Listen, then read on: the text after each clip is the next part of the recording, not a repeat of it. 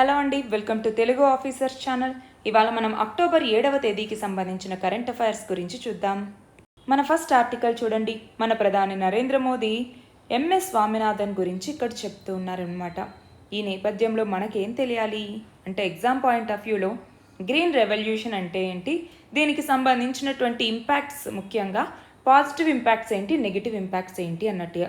అయితే ఇక్కడ గుర్తుంచుకోవాల్సిన ఇంకో విషయం ఏంటి అంటే ఎంఎస్ స్వామినాథన్ దీనికి సంబంధించినటువంటి నెగిటివ్ ఇంపాక్ట్స్ ఏవైతే ఉన్నాయో, ఫర్ ఎగ్జాంపుల్ ఎక్కువగా ఫర్టిలైజర్స్, పెస్టిసైడ్స్ వాడటం, దానివల్ల కాలుష్యం అనేది ఏర్పడటం, అంతేకాకుండా భూమి అన్నటువంటిది సారం కోల్పోవటం, ఇలాంటి నెగిటివ్ ఇంపాక్ట్స్ అన్నింటినీ ఆయన స్వీకరించి ఇదిగో గ్రీన్ రెవల్యూషన్ కాదు, అంతకన్నా ఎక్కువ మనకి కావాలి అన్నట్టుగా ఎవర్ గ్రీన్ రెవల్యూషన్ అన్నటువంటి దానికి పిలుపునివ్వటం జరిగింది.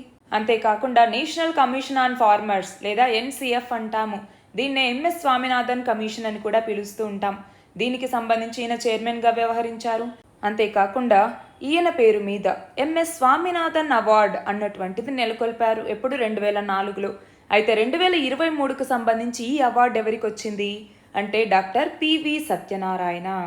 అలాగే ఇంకొకటి ఏంటి అంటే doctor M S Swaminathan award for environmental protection.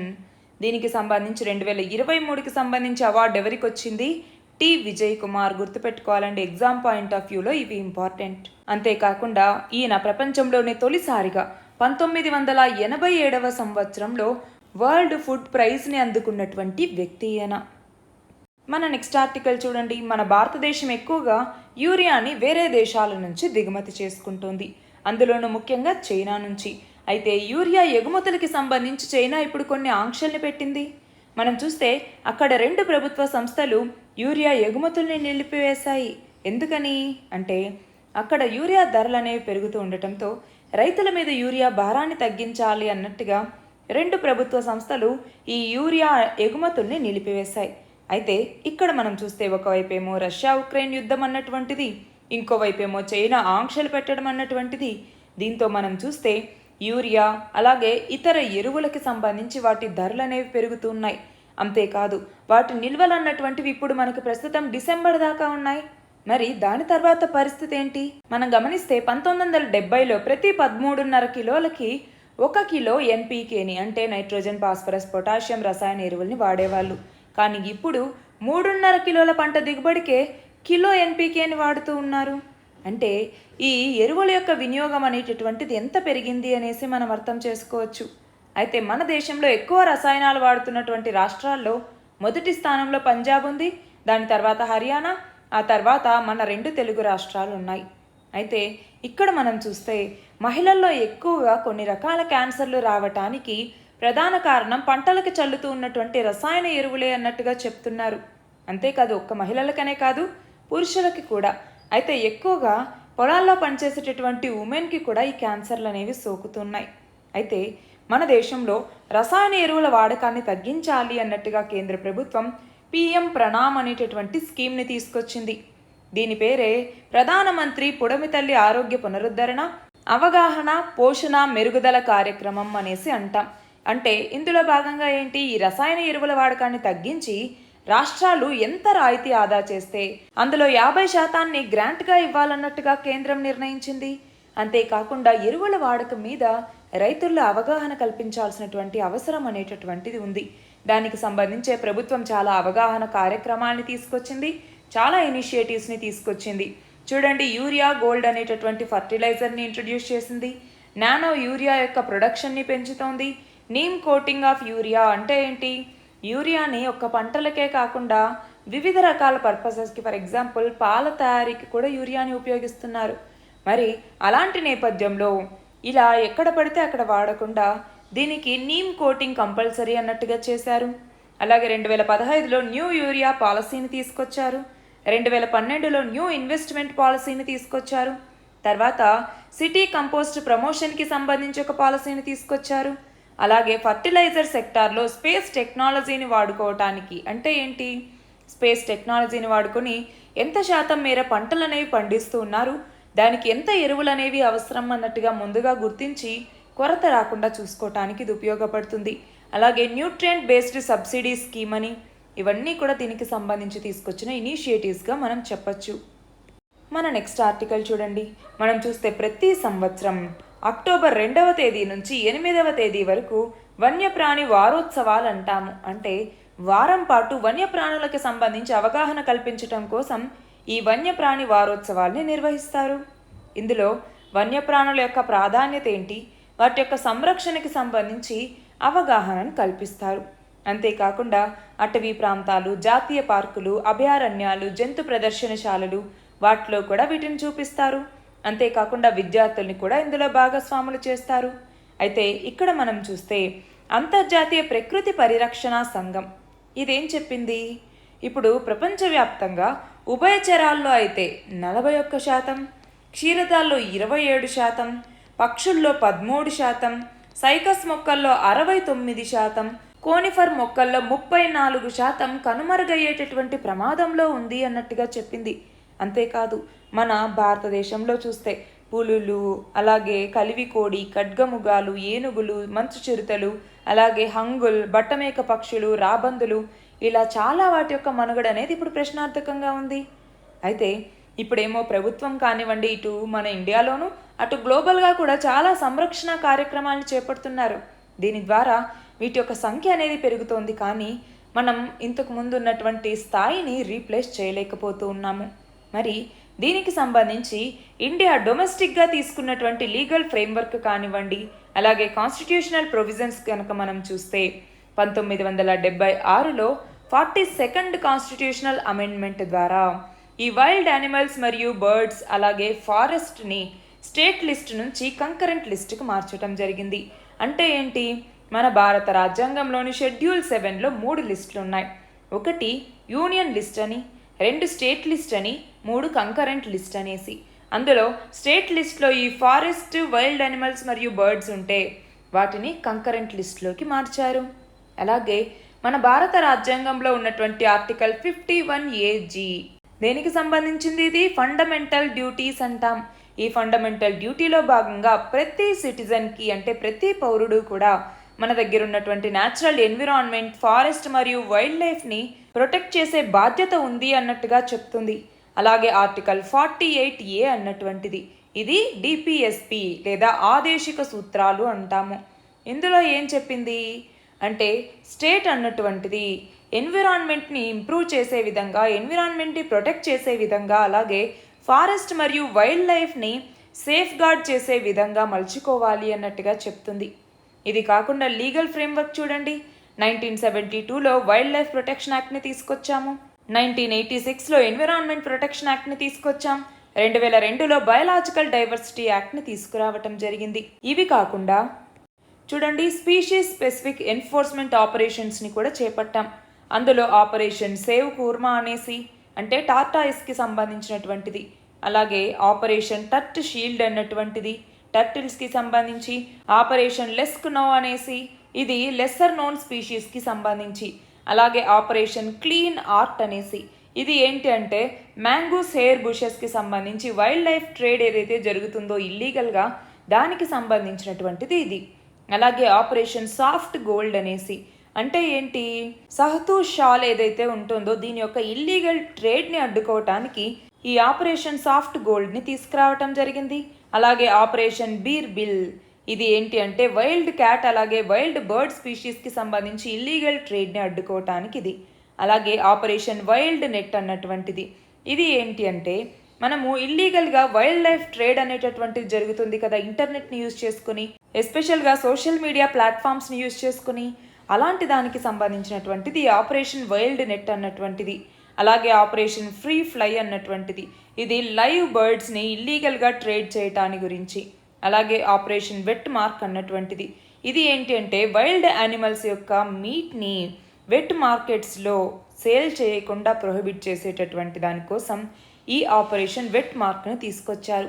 అయితే మన భారతదేశం అన్నటువంటిది గ్లోబల్గా మిగిలినటువంటి వాటితో కలిసి వైల్డ్ లైఫ్ కన్జర్వేషన్ కోసం తీసుకున్నటువంటి ఎఫర్ట్స్ ఏంటి అనేసి చూస్తే, ఒకటి CITES convention on international trade in endangered species of wild fauna and flora అంటాం. రెండవది సిఎంఎస్ అంటే ఏంటి, convention on the conservation of migratory species of wild animals అంటాం. అలాగే convention on biological diversity CBD, అలాగే world heritage convention, Ramsar convention, అలాగే wildlife trade monitoring network లేదా traffic అంటాం, అలాగే united nations forum on forests, అలాగే international whaling commission, international union for conservation of nature, అలాగే global tiger forum. ఇవన్నీ కూడా మన భారతదేశం వివిధ సంస్థలతో కలిసి తీసుకున్నటువంటి ఇనిషియేటివ్స్గా మనం చెప్పచ్చు. మన నెక్స్ట్ ఆర్టికల్ చూడండి. ఇరాన్కి చెందినటువంటి మానవ హక్కుల కార్యకర్త అయినటువంటి నార్గిస్ మొహమ్మది, ఈమెకి ఈ సంవత్సరం నోబెల్ శాంతి బహుమతి అనేటటువంటిది లభించింది. ఈమె అక్రమ నిర్బంధాలు, అమ్మాయిల మీద జరుగుతున్నటువంటి లైంగిక హింసకి వ్యతిరేకంగా ఉద్యమాన్ని చేపట్టడం జరిగింది. నెక్స్ట్ చూడండి, నిన్న సాహిత్య విభాగంలో నోబెల్ బహుమతి ఎవరికి వచ్చింది? నార్వే దేశానికి చెందినటువంటి యోన్ ఫాసే అన్నటువంటి రచయితకు వచ్చింది. అలాగే మనం చూస్తే రసాయన శాస్త్రంలో అంటే కెమిస్ట్రీలో నోబెల్ బహుమతికి సంబంధించి ఎవరు ఎంపికయ్యారు అంటే అలెక్సీ ఎకిమోవ్, లూయిస్ బ్రస్, అలాగే మొంగి బవెండి. వీళ్ళు ఈ సంవత్సరం రసాయన శాస్త్రంలో నోబెల్ బహుమతిని అందుకోబోతున్నారు. అయితే వీళ్ళు ఎలక్ట్రానిక్స్, మెడికల్ ఇమేజింగ్ రంగాల్లో విప్లవాత్మకమైనటువంటి పరిణామాలకు దారితీసినటువంటి క్వాంటమ్ డాట్ల మీద పరిశోధనలు చేసినందుకు గాను వీళ్ళకి రసాయన శాస్త్రంలో నోబెల్ బహుమతి వచ్చింది. మన నెక్స్ట్ ఆర్టికల్ చూడండి. రీసెంట్గా బీహార్ కాస్ట్ సెన్సస్ని చేపట్టింది, అవునా? అయితే ఈ కాస్ట్ సెన్సస్ని పబ్లిష్ చేయొద్దు అన్నట్టుగా కొంతమంది సుప్రీంకోర్టుకు వెళ్ళటం జరిగింది. అందులోనూ మనం చూస్తే యూత్ ఫర్ ఈక్వాలిటీ, ఏక్ సోచ్ ఏక్ ప్రయాస్ అనేటటువంటి స్వచ్ఛంద సంస్థలు సుప్రీంకోర్టుకి వెళ్ళటం జరిగింది. అయితే సుప్రీంకోర్టు ఏం చెప్పింది? బీహార్ ప్రభుత్వం అన్నటువంటిది చేపట్టిన ఈ కులగణనకి సంబంధించి తదుపరి సమాచారాన్ని వెల్లడించటానికి నిరోధించండి అన్నట్టుగా ఈ సంస్థలు కోరాయి. కానీ దానికి సుప్రీంకోర్టు అన్నటువంటిది ఒప్పుకోలేదు. రాష్ట్ర ప్రభుత్వాలు తీసుకునే విధానపరమైనటువంటి నిర్ణయాన్ని మేము అడ్డుకోలేము అన్నట్టుగా స్పష్టం చేయటం జరిగింది. ఇక్కడ చూడండి, మనం చూస్తే బీహార్ యొక్క కాస్ట్ సెన్సస్ గురించి చూడండి. మొత్తం 215 నోటిఫైడ్ కాస్ట్లు అన్నటువంటివి బీహార్లో ఉన్నాయి. అయితే అందులో 15.5% మంది అన్రిజర్వ్డ్ లేదా జనరల్ కేటగిరీ కిందకి వస్తారు. అందులో 4.8% మంది ముస్లిమ్స్ ఉన్నారు. అందులో షేక్, పఠాన్ మరియు సయ్యద్లు ఉన్నారు. అలాగే 10.7% మంది హిందువులు ఉన్నారు. అందులో రాజ్పుత్, కయాస్తా, బ్రాహ్మిన్, అలాగే భూమిహార్ వీళ్ళున్నారు. అలాగే ఇంకొక 36% ఈబీసీ అంటే ఎక్స్ట్రీమ్లీ బ్యాక్వర్డ్ క్లాసులు ఉన్నారు. అలాగే బ్యాక్వర్డ్ క్లాసెస్ వచ్చేసరికి 27.1%, అంటే మొత్తం బ్యాక్వర్డ్ క్లాసెస్ ఏమో 63.1% మంది ఉన్నారు. వీళ్ళు కాకుండా ఎస్సీ మరియు ఎస్టీలు 21.3% మంది ఉన్నారు. అందులో ఎస్టీలు షెడ్యూల్డ్ ట్రైబ్స్ ఏమో 1.7% మంది ఉంటే షెడ్యూల్డ్ క్యాస్ట్ వచ్చేసరికి 19.7% మంది ఉన్నారు. మన నెక్స్ట్ ఆర్టికల్ చూడండి. ఈ నెల 12 నుంచి 14 వరకు G20 దేశాల యొక్క 9వ పార్లమెంటరీ స్పీకర్ల సదస్సు అనేది ఢిల్లీలో జరగబోతోంది. ఎక్కడ? రీసెంట్గా న్యూఢిల్లీలోని ద్వారకలో నిర్మించినటువంటి అంతర్జాతీయ కన్వెన్షన్ సెంటర్ అయినటువంటి యశోభూమి, ఈ యశోభూమిలో ఈ స్పీకర్ల సదస్సు అనేటటువంటిది జరగబోతోంది. ఇందులో జర్మనీ, అర్జెంటీనా తప్ప మిగిలినటువంటి G20 సభ్యదేశాలు, అలాగే 9 ఆహ్వానిత దేశాలకు సంబంధించినటువంటి సభాపతులు, inter parliamentary union, commonwealth parliamentary అసోసియేషన్కి సంబంధించినటువంటి ప్రతినిధులు ఇందులో పాల్గొంటారు. చూడండి, మొత్తం 50 మంది పార్లమెంట్ సభ్యులు, 26 మంది స్పీకర్లు, 10 మంది డిప్యూటీ స్పీకర్లు, 14 మంది సెక్రటరీ జనరల్లు, ఒక కమిటీ చైర్మన్, ఒక ఇంటర్ పార్లమెంటరీ యూనియన్ ప్రెసిడెంట్ ఈ సదస్సుకు వస్తున్నాము అన్నట్టుగా చెప్పటం జరిగింది. అయితే ఇక్కడ మనం చూస్తే ఇది మొత్తం 3 రోజుల కార్యక్రమం కదా. ఇందులో మొత్తం 4 అంశాల మీద సదస్సులు అనేవి జరుగుతాయి. మరి ఏంటి ఆ 4 అంశాలు అంటే, ఒకటి 2030వ సంవత్సరం నాటికి సుస్థిర అభివృద్ధి లక్ష్యాల్ని సాధించటం గురించి, రెండవది పబ్లిక్ డిజిటల్ ప్లాట్ఫామ్స్ ద్వారా ప్రజల జీవితాల్లో వచ్చినటువంటి మార్పుల గురించి చర్చిస్తారు. అలాగే మూడవది మహిళా ఆధారిత అభివృద్ధికి సంబంధించి, నాలుగవది సుస్థిర ఇంధనం వైపుగా రూపాంతరం చెందటానికి సంబంధించి మొత్తం 4 సదస్సులు, 4 అంశాల మీద సదస్సులు అనేవి జరగబోతున్నాయి. నెక్స్ట్ ఆర్టికల్ చూడండి. కృష్ణా జలాల పునః పంపిణీకి సంబంధించి ప్రభుత్వం ఒక గెజెట్ నోటిఫికేషన్ని జారీ చేసింది. అయితే ఇక్కడ మనం చూస్తే కృష్ణా నది మీద శ్రీశైలం, నాగార్జున సాగర్ నుంచి తెలంగాణకేమో 35 టీఎంసీలు, ఏపీకేమో 45 టీఎంసీలు కేటాయించాలి అన్నట్టుగా కృష్ణా బోర్డు యొక్క త్రిసభ్య కమిటీ నిర్ణయం తీసుకుంది. అయితే ఇక్కడ మనం చూస్తే శ్రీశైలం నుంచి ఏపీకి 30 టీఎంసీలు, నాగార్జున సాగర్ నుంచి 15 టీఎంసీలు కేటాయిస్తే తెలంగాణకి 35 టీఎంసీలని కేటాయించారు. అయితే ఇప్పుడు మనం చూస్తే ప్రస్తుతం ఉన్నటువంటి జలాల్లో మొత్తం ఇటు తెలంగాణకి ఇటు ఏపీకి మధ్య నిష్పత్తి అనేటటువంటిది 66:34గా ఉంది. 66 ఏమో ఆంధ్రప్రదేశ్కి, 34% వచ్చేసరికి తెలంగాణకి. అయితే ఇక్కడ మనం గమనిస్తే Krishna water disputes tribunal KWDT అంటాం. ఈ కృష్ణా వాటర్ డిస్ప్యూట్స్ ట్రిబ్యునల్కి సంబంధించి మనకి మొదటి ట్రిబ్యునల్ ఏమో బచావత్ ట్రిబ్యునల్, రెండవ ట్రిబ్యునల్ ఏమో బ్రిజేష్ కుమార్ ట్రిబ్యునల్. అయితే బచావత్ ట్రిబ్యునల్ యొక్క తీర్పు ప్రకారం ఉమ్మడి ఆంధ్రప్రదేశ్ రాష్ట్రానికి 811 టీఎంసీలు కేటాయించడం జరిగింది. అయితే ఇందులో మార్పు లేదు అన్నట్టుగా ఇక్కడ చెప్తున్నారు. మనం చూస్తే తర్వాత బ్రిజేష్ కుమార్ ట్రిబ్యునల్ని తీసుకొచ్చిన అది ఇచ్చినటువంటి తీర్పుని ఇంకా అమల్లోకి తీసుకురాలేదు. అయితే మరి రివర్స్కి సంబంధించి ఏదైనా డిస్ప్యూట్స్ వస్తే దానికి సంబంధించి కాన్స్టిట్యూషనల్ ప్రొవిజన్స్ ఏంటి? మనం చూస్తే వాటర్ అన్నటువంటిది స్టేట్ లిస్ట్లో ఉంది. మనకి 7th షెడ్యూల్ అన్నటువంటిది ఉంది. ఈ 7th షెడ్యూల్లో union list, state list, concurrent list అని 3 లిస్టులు ఉన్నాయి. అందులో వాటర్ స్టేట్ లిస్ట్లో ఉంది.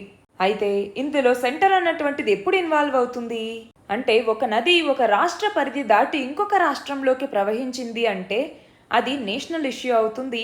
అప్పుడు ఆ కాన్ఫ్లిక్ట్ కానీ ఆ డిస్ప్యూట్కి సంబంధించి కేంద్రం అన్నటువంటిది ఇన్వాల్వ్ అవుతుంది. దానికి సంబంధించి ఆర్టికల్ 262 అన్నటువంటిది ఏం చెప్తుంది? ఇంటర్ స్టేట్ వాటర్ డిస్ప్యూట్స్కి సంబంధించినటువంటి మెకానిజంని ప్రిపేర్ చేసేటటువంటి ఆ పవర్ ఎవరికి ఉంటుంది అంటే పార్లమెంటుకు ఉంటుంది. అలాగే 1956లో inter state river water disputes యాక్ట్ని తీసుకొచ్చారు. అయితే దాన్ని ఈ ఆర్టికల్ 262 కిందనే ఏర్పాటు చేయటం జరిగింది. అయితే కృష్ణా జలాలు కాకుండా అంటే కృష్ణా రివర్కి సంబంధించినటువంటి డిస్ప్యూట్ కాకుండా మిగిలిన రివర్స్కి సంబంధించిన డిస్ప్యూట్స్ని ఒకసారి చూస్తే చూడండి. రావి మరియు బియాస్కి సంబంధించి పంజాబ్, హర్యానా, రాజస్థాన్ రాష్ట్రాల మధ్య డిస్ప్యూట్ అనేది ఉంది. నర్మదా నదికి సంబంధించి మధ్యప్రదేశ్, గుజరాత్, మహారాష్ట్ర మరియు రాజస్థాన్ మధ్య డిస్ప్యూట్ అనేది ఉంది. కృష్ణా నదికి సంబంధించి మహారాష్ట్ర, ఆంధ్రప్రదేశ్, కర్ణాటక మరియు తెలంగాణకి సంబంధించినటువంటి డిస్ప్యూట్స్ ఉన్నాయి. వంశధార అయితే ఆంధ్రప్రదేశ్ మరియు ఒడిశా, కావేరీ నదేమో కేరళ, కర్ణాటక, తమిళనాడు మరియు పుదుచ్చేరి, గోదావరి నది ఏమో మహారాష్ట్ర, ఏపీ, కర్ణాటక, మధ్యప్రదేశ్ మరియు ఒడిశా, మహానది వచ్చేసరికి ఛత్తీస్గఢ్ మరియు ఒడిశా, మహదాయి నది వచ్చేసరికి గోవా, మహారాష్ట్ర మరియు కర్ణాటక, పెరియార్ వచ్చేసరికి తమిళనాడు మరియు కేరళ. ఇలా వివిధ రకాల నదులకు సంబంధించి వివిధ రాష్ట్రాల మధ్య వివాదాలు అనేవి నడుస్తున్నాయి. నెక్స్ట్ ఇక్కడ చూడండి, మన దేశంలో Mumbai Ahmedabad high speed rail కారిడార్ని నిర్మిస్తున్నారు, అవునా? అయితే అందులో భాగంగా గుజరాత్లో ఉన్నటువంటి జరోలి అనేటటువంటి గ్రామంలో చూడండి 350 మీటర్ల పొడవైనటువంటి పర్వత సొరంగాన్ని తవ్వటం జరిగింది. మనం చూస్తే మొత్తం 508 కిలోమీటర్ల పొడవైనటువంటి మార్గం ఇది. అయితే దీనికి the national high speed rail corporation limited అన్నటువంటిది ఇంకొక 6 సొరంగాల్ని తవ్వటం కోసం చూస్తోంది. అంటే పూర్తి స్థాయిలో గనక ఈ మార్గం అందుబాటులోకి వస్తే 350 కిలోమీటర్ల వేగంతో బుల్లెట్ రైల్ అనేటటువంటిది నడవబోతోంది. అయితే ఇక్కడ మనం చూస్తే సూరత్లో జాతీయ రహదారి 53 మీద తొలి ఉక్కు వంతెన నిర్మాణాన్ని కూడా పూర్తి చేయటం జరిగింది. నెక్స్ట్ చూడండి, చంద్రయాన్ 3కి సంబంధించి చంద్రయాన్ 3 గురించి మనం చాలాసార్లు మన వీడియోస్లో డిస్కస్ చేసుకున్నాం, అవునా? అయితే ఇందులో భాగంగా చంద్రయాన్ 3ని జూలై 14వ తేదీని ఇస్రో ప్రయోగించింది. విజయవంతంగా ఆగస్టు 23వ తేదీన చంద్రుడి యొక్క దక్షిణ ధ్రువాన్ని చేరింది. ఆ పాయింట్ని శివశక్తి పాయింట్ అంటాము. ఆగస్టు 23నేమో నేషనల్ స్పేస్ డేగా జరుపుకుంటాము.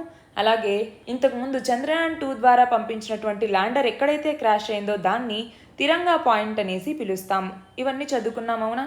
అది కాకుండా ఈ చంద్రయాన్ 3 ద్వారా పంపించినటువంటి ల్యాండర్ మరియు రోవర్ చంద్రుడి మీద ఉన్నటువంటి టెంపరేచర్ని కనుక్కోవటం, సల్ఫర్ని గుర్తించటం, మిగిలినటువంటి మూలకాల్ని గుర్తించటం, అలాగే మూన్ క్వేక్స్ అనేవి వస్తాయన్నట్టుగా గుర్తించటం, ఇవన్నీ జరిగాయి. దాని తర్వాత చంద్రుడి మీద చీకటి అనేది పడుతుంది. అంటే చంద్రుడి మీద ఒక పగటి కాలం 14 రోజులు. ఆ 14 రోజులు పూర్తయిన తర్వాత చంద్రుడి మీద చీకటి అనేది వచ్చింది. దాంతో అక్కడ టెంపరేచర్స్ దాదాపు -200 డిగ్రీల వరకు పడిపోతుంది. ఆ నేపథ్యంలో మన యొక్క ల్యాండర్ మరియు రోవర్ని నిద్రాణ స్థితిలోకి పంపించారు. అయితే తర్వాత మళ్ళీ పగటి కాలం వచ్చిన ల్యాండర్ని మరియు రోవర్ని ఎంత మేల్కొల్పాలని చూసినా కూడా అవి మేల్కొలేదు. అయితే దాని తర్వాత ఒక హాప్ టెస్ట్ని జరిపారనమాట. అంటే ఒక చోటు నుంచి ఇంకొక చోటికి గెంతటం. అలా ల్యాండర్ అన్నటువంటిది ఒక చోటు నుంచి ఇంకొక చోటికి గెంతింది. దాదాపు 30 మీటర్ల దూరం జరిగింది. కానీ ఇప్పటికీ ఆ ల్యాండర్ మరియు రోవర్ అన్నటువంటిది తిరిగి మళ్ళీ మేల్కోలేదు. దాంతో మళ్ళీ తిరిగి మేల్కొంటా అన్నటువంటి ఆశలు కూడా లేవు అన్నట్టుగా ఇక్కడ ఇస్రోకి చెందినటువంటి మాజీ చైర్మన్ చెప్పటం జరిగింది. నెక్స్ట్ ఆర్టికల్ చూడండి. ఇక్కడ మహాత్మా గాంధీ యొక్క జీవిత చరిత్రని తెలియజేయటంతో పాటు అతని యొక్క అహింసా సిద్ధాంతానికి ప్రచారం కల్పించేలాగా అమెరికాలో ఉన్నటువంటి టెక్సాస్ రాష్ట్రంలో హ్యూస్టన్ నగరంలో గాంధీ మ్యూజియంని అందుబాటులోకి తీసుకురావటం జరిగింది. మనం చూస్తే ఉత్తర అమెరికా ఖండంలో విడిగా గాంధీ మ్యూజియం అనేది ఏర్పాటవటం ఇదే తొలిసారి. మనం చూస్తే 13,000 చదరపు అడుగుల విస్తీర్ణంలో దీన్ని ఏర్పాటు చేయటం జరిగింది. దీనికి పెట్టినటువంటి పేరేంటి? ఎటర్నల్ గాంధీ మ్యూజియం అన్నటువంటిది. ఈ మ్యూజియంలోకి ఈ సంవత్సరం ఆగస్టు 15 నుంచే సందర్శకుల్ని అనుమతిస్తూ ఉన్నారు. నెక్స్ట్ చూడండి, ద్రవ్య బిల్లులకి సంబంధించి మనీ బిల్స్ అంటాము. అయితే ఇక్కడ 7 సభ్యుల రాజ్యాంగ ధర్మాసనం ఈ ద్రవ్య బిల్లుల యొక్క అంశం మీద చర్చ అనేది జరపబోతోంది. ఎందుకని అంటే ప్రభుత్వం మెజారిటీ లేదనుకోండి, నార్మల్గా పెట్టాల్సినటువంటి బిల్లుల్ని కూడా మనీ బిల్ లాగా కన్వర్ట్ చేసి దాన్ని పాస్ చేస్తోంది. ఫర్ ఎగ్జాంపుల్ మనం చూస్తే ఆధార్ బిల్లు కావచ్చు, అలాగే అక్రమ నగదు చలామణి చట్టం, లేదా దీన్నే prevention of money laundering act అనేసి కూడా పిలుస్తున్నాం. ఇలాంటి బిల్లుల్ని ప్రవేశపెట్టేటప్పుడు ఏంటి, ప్రభుత్వానికి ఇటు రాజ్యసభలో మెజారిటీ అనేది లేదు అన్నట్టుగా లోక్సభలో మనీ బిల్లులుగా మార్చి దీన్ని ఇంట్రడ్యూస్ చేశారు. మరి అలాంటి నేపథ్యంలో ఈ అంశాన్ని ఇప్పుడు రాజ్యాంగ ధర్మాసనం అన్నటువంటిది పరిశీలించబోతోంది. నెక్స్ట్ చూడండి, international day of peaceful communication ఎప్పుడు నిర్వహిస్తాము అంటే అక్టోబర్ 7వ తేదీన. మనం చూస్తే ఇంటర్నేషనల్ డే ఆఫ్ పీస్ అన్నటువంటిది వేరు, సెప్టెంబర్ 21వ తేదీన నిర్వహిస్తాము. ఇంటర్నేషనల్ డే ఆఫ్ పీస్ అన్నటువంటిది వేరు, international day of peaceful communication అన్నటువంటిది వేరు, గుర్తించాలి.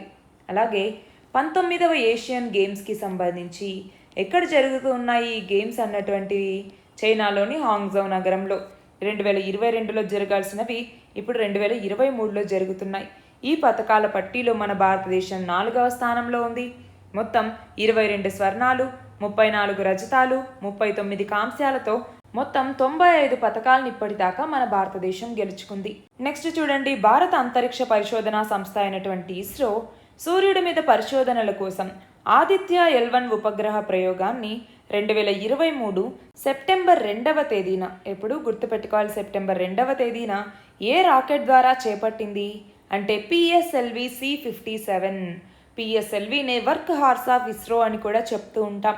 మనం చూస్తే ఈ ఉపగ్రహం అనేది 125 రోజుల ప్రయాణం చేసి మన భూమికి 15 లక్షల కిలోమీటర్ల దూరంలో ఉండేటటువంటి లాగ్రాంజ్ పాయింట్ 1ని చేరుకొని అక్కడి నుంచి సూర్యుడి యొక్క రహస్యాల్ని తెలుసుకునేటటువంటి ప్రయత్నం చేయబోతోంది.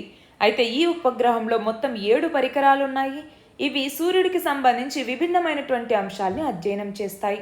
నెక్స్ట్ చూడండి, డ్యూరాండ్ కప్ ఫుట్బాల్ టోర్నీ 2023 విజేతగా ఏ జట్టు నిలిచింది అంటే మోహన్ బగాన్ జట్టు. మనం చూస్తే కోల్కతాలో ఇది జరిగింది. ఫైనల్లో మోహన్ బగాన్ జట్టు అన్నటువంటిది 1-0 గోల్ తేడాతో ఈస్ట్ బెంగాల్ మీద విజయం సాధించింది. మనం చూస్తే 2000వ సంవత్సరంలో చివరిసారిగా ఈ ట్రోఫీ గెలిస్తే ఈ జట్టు మళ్ళీ 23 ఏళ్ల తర్వాత తొలి టైటిల్ని అందుకుంది.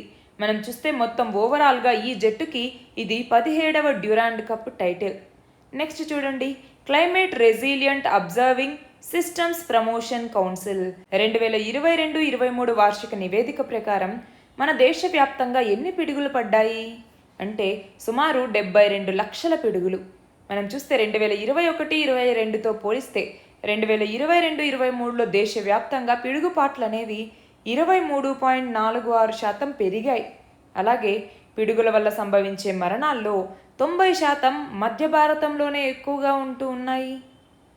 ఇవి ఇవాల్టి important articles. All the very best and thank you very much.